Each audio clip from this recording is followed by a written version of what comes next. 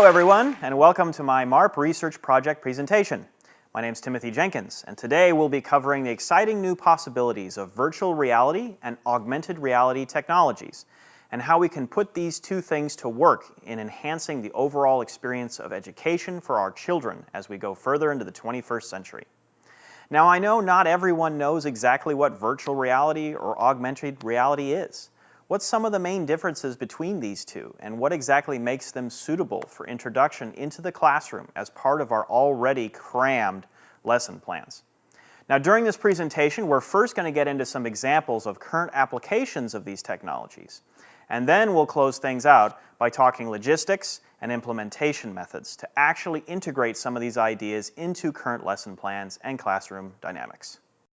Well, I'm first going to dive into virtual reality, and the phrase dive in is really apt to describe the overall experience. Virtual reality is a type of software that transports the user to another world. Through wearing a headset and actively keeping track of your head position, you're thrown into a 360-degree virtual environment where actions could be going on all around you at the same time. So if that's what virtual reality is, and what it can do, then what is augmented reality? I mean, isn't that the same thing? Well, it's a little bit different. Augmented reality is when I use technology to enhance or change how I actively interact with the real world around me. Okay? Rather than take me to another world where all my senses are engaged, okay, in something imaginary, I continue to see and interact with real people and real objects in the real world all around me in real time. This type of technology was recently made famous in the Iron Man and Avengers Hollywood movies, where Tony Stark is shown using his AR computer systems to build or design different machines in real time. Now, another common example we see of AR every day, and sometimes in the strangest of places, I must admit, is with the extremely popular gaming app called Pokemon Go. This game superimposes figures and images over real-world video through mobile devices and has been a real hit amongst the public since its commercial release.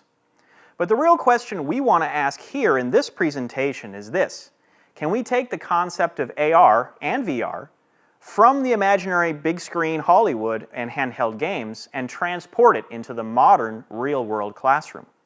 What are the limits of augmented reality and virtual reality? What can they really do? Major players in the VR technology market have already started to move on creating new and exciting content. And large entertainment companies like PlayStation and Oculus Rift have made huge investments in adapting VR to the video game marketplace for widespread use. Some VR developers have gone so far as to even simulate environmental effects, such as this VR environmental tube, which can alter the climate colder or hotter depending upon what you're seeing or on the screen at a given time. So if games and entertainment have already begun to move toward VR and AR, can education do the same? Well, there's a small company called Google. I mean, you might have heard of them.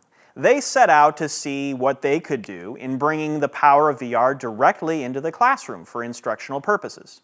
One of their flagship products they've designed and implemented already is called Google Expeditions. It involves small cardboard headsets with mobile phones embedded inside of them that students can use to go on virtual expeditions to far-off places in the real world that they've never been to before. Let's take a look. My name is Lance Tiesling. I'm in middle school in Eagle Grove, Iowa. Eagle Grove is not a very tall place. It's actually very flat. This is the tallest building on Main Street. It is about 50 feet tall. When I grew up, I want to be an architect and design skyscrapers. Yesterday at school, we went on a class trip, but this was not a normal trip with buses. This was something very different. The very first expedition we went on was to the Burj Khalifa. Go ahead and grab two hands and put them up to your face. It's so tall. Okay, we're gonna go to the 153rd floor.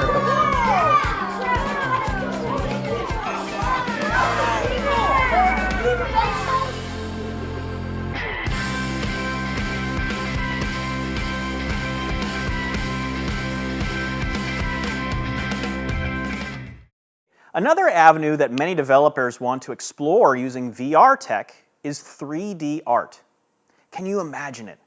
Now you can paint or you can draw in every single direction, on every single plane, and walk around your art and create immersive experiences that others who come to see it could experience as well. Just imagine the kind of creativity this could spark inside our students and how it could develop their thinking and ideas for actual creation of physical works of art using this kind of program as a form of practice. Google's got a program for that too. They call it Tilt Brush.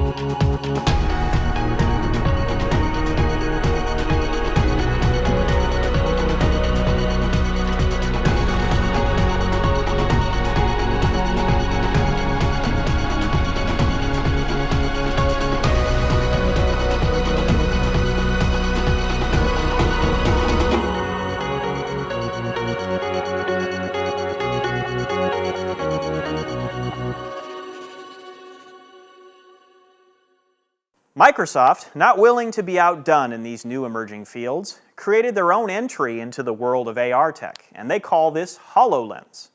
This program allows you to create your own AR spaces within your household, letting your media follow you around as you move, and you can resize pictures as needed to see all the action or just move things out of the way.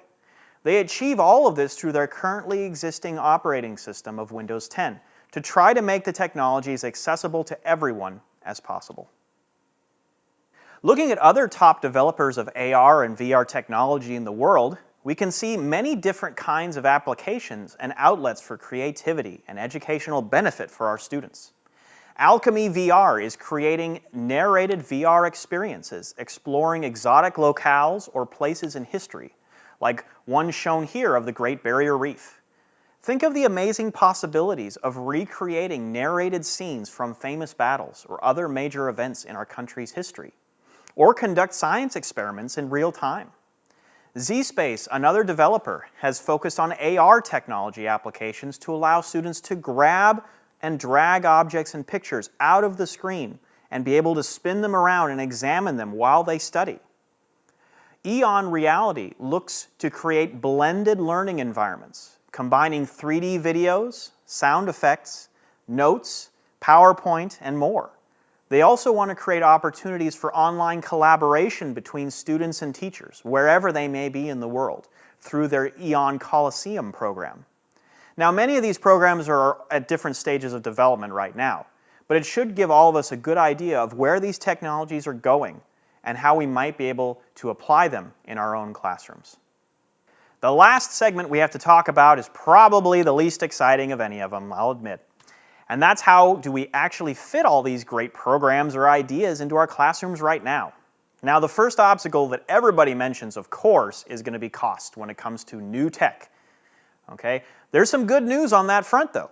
Just because of the long list of developers competing in the market right now, there are a range of price options available to consumers, with Google Expeditions, for example, costing a mere $8 per headset to equip an entire school classroom, as opposed to the Google Tilt Brush, which runs around $700 to $800 per single unit. Now that's what we as educators were more prepared for as far as a price. The other thing we must consider is that VR and AR educational tools focus on kinesthetic, visual, and auditory learning modes in students. There's a real worry by many in the education community that students will simply stay connected to computers all day long by introducing these kinds of tools in the classroom. And other valuable instructional practices and activities will fall by the wayside. We teachers must also always be mindful to keep our instructional methods as differentiated as possible, not forgetting that while many students may adapt to and love these new instructional styles, in reality we have many different types of learners in our classrooms. And some users have experienced real problems of motion sickness when using VR technology.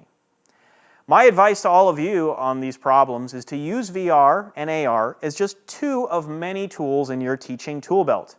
These mediums can be an amazing way to supplement instruction. You can help students that have hyperactivity or attention deficit problems. They can help better stay focused in class or learn difficult material in a new, intuitive way. Thank you very much for your time today. I hope I've shed some light on just a small sliver of the many exciting possibilities that these technologies bring in the future.